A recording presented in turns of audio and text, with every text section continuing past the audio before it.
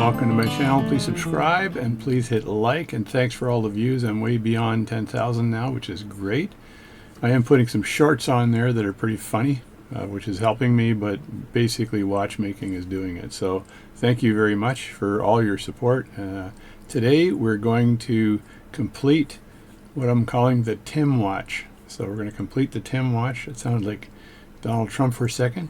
We're going to complete the Tim watch, what I'm calling the Tim watch. That's a really bad Trump. So I'm going to complete that watch today. I did the balance staff for that. I staked on the balance, so I'm going to stake on the roller table, and I believe I have to adjust the collet for the hairspring. I think the collet for the hairspring needs to be tightened just a tad. So we're going to do that today. And then I'm going to attempt the reassembly of this really old watch. I've spent a lot of time on this thing, so I'm really praying that this thing will come together and start working nicely. Alrighty, here's the movement I've been working on. As I showed last time, we've sized it so it spins, and the arms do not hit the bridge of the pallet fork. That was the big one for me. So, and there's no real discernible end shake on this. It works really good in both positions, upside down and right side up. So I'm just going to remove this then from the watch movement plate. Then I need to stake on the roller table, and then I need to correct this just a bit, but correct this and then stake on the hairspring, and then I need to attach the hairspring to the balance cock, and then I think I've got gold, Jerry. I think I've got gold. Once all this is on, then the watch is pretty much working, and we'll know that whether this works or not once I put that roller table on. If the jewel works really well with the pallet fork and it fits in the slot, then I'm good as gold. If it doesn't work well with the pallet fork and I've got another issue, then I'll have to make another balance staff again, which is like, it'll be, upward to 16 hours worth of work or something. There seems to be a little tiny bit of a wobble in the balance, but I'm not too concerned with that old vintage watch. I might be able to get rid of it with my fingers by just bending the balance, the rim of the balance. Not sure. I'd have to look at that, and we'll see if we can chew that later, but right now I just want to remove this and put on the roller table, which is right over here. I think the roller table is right there. So, and it's friction fit, and I cut the roller table to the right size, and I think I can stake that on without a problem. So there we go. Let's get at it. Here I got my very famous Myers number 58 movement holder. So I'm picking up the movement, and currently it has the balance installed, but the roller table and the hairspring is not installed. So the job I've got here is to actually very carefully remove this, as I assembled it before, to make sure that the balance arms cleared the bridge where the pallet fork is. So that was a previous video, I believe. So I'm steadying it with the tweezers and taking the screw out to make sure that I don't rattle anything, like break a pivot on the top or anything, as I remove this. So I just very carefully remove the piece, and there's a picture of it on the upper right hand side.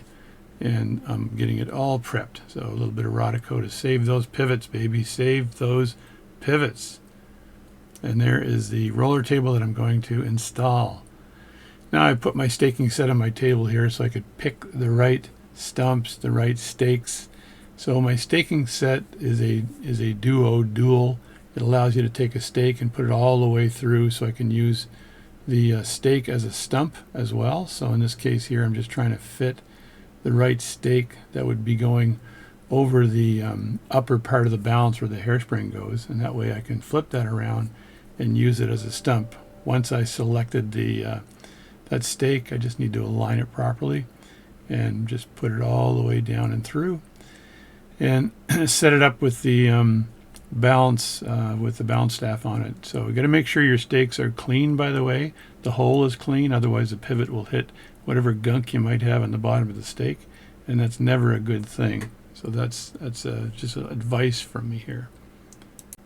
Okay, this is hair raising work, because I'm always worried about getting instant Tourette syndrome and hitting something. So in this case I was pretty steady, And I put that the balanced staff in the hole, and let me just align that roller table. So you want the impulse jewel to be at 90 degrees to the arm. So you can eyeball this because it can be adjusted. So it's preferred for these type watches that it's at 90 degrees to the arm, and the impulse jewel is not in the way as I press down because it's a double roller. So the double roller protects it. If it's a single roller, you'd have to push down on that roller. So I've got my hammer here, and I'm hammering it down.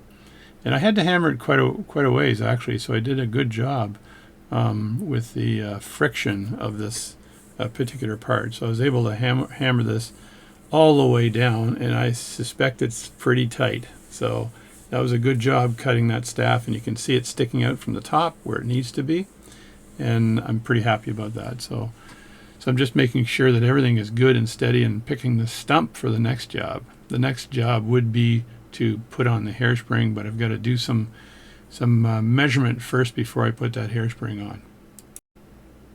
So here I'm just making sure that the impulse jewel is interacting with the mouth of the pallet fork. I did the best job I could in eyeballing this to make sure that interaction is there. I could put the balance cock back on, but it wasn't necessary. It looks like it's merging nicely with the pallet fork without a problem, and I know the arms are clear of the bridge of the pallet fork, so I don't have an issue there. So now if I can actually align things up and get ready to put the hairspring back on in the collet. But first, what I need to do is tighten that collet just a tad to make sure that it's got enough grip. There's the balance and roller table sitting on the stump I've selected for the job, and there's the stump and the hole for that stump, and there's the device I'm going to use to close that collet. It's a 33007 from Bergeron. There is the collet closer there. You got to pick the right hole, and you notice how it's a little tiny bit oval, and that allows you to compress that collet, and that was needed.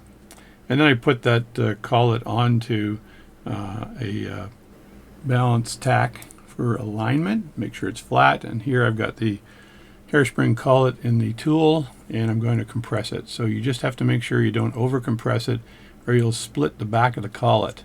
Be very careful you don't do that. Just tighten it up just a bit and then try it out, see if that works. I've got some lighter fluid here I'm going to use for cleaning the hairspring. Just throw that in and agitate the crap out of it. Don't call it names, just agitate it. And I've got my puffer, and I'm very carefully agitating that. And I do a lot of that. I did notice the hairspring had a lot of dirt on it and gum. And after I completed this particular job, it was clean as a whistle. So it worked. And there I'm just spraying it again. Get some watch paper out and just put that hairspring on the watch paper so it'll dry off. There's the watch paper. Just put that down, and I just pick it up and move it to two different spots. And then I use my puffer to continue to dry it. So this kind of does the job nicely. Make sure you do that. I think lighter fluid is the best thing to use to clean the hairspring. I've seen all the other stuff, but this stuff is ace, baby. Ace, I tell you. So now that I've got everything kind of staked on, the last thing I need to do is make sure I've got that hairspring staked on properly. So I align that by putting the hairspring stud right over the top of where it will be installed in the balance cock. And then I take the balance with the impulse jewel facing forward, and the pallet fork is centered, and I make sure that impulse jewel is aligned with that centered pallet fork, and that would give me near zero beat error when the watch is in operation. So I align it all, and I'm eyeballing this thing. I don't know if there's any better way of doing it to do the initial alignment. And see, I'm moving the pallet fork just carefully to make sure it's centered. And after I've centered it to my satisfaction, then I can eyeball that impulse jewel with the mouth of the pallet fork, and then mark where that stud ends up being. And that way, when I install the hairspring, that stud will be aligned with the arm. So I just put a red mark on the arm, and that ensures that everything is appropriately aligned.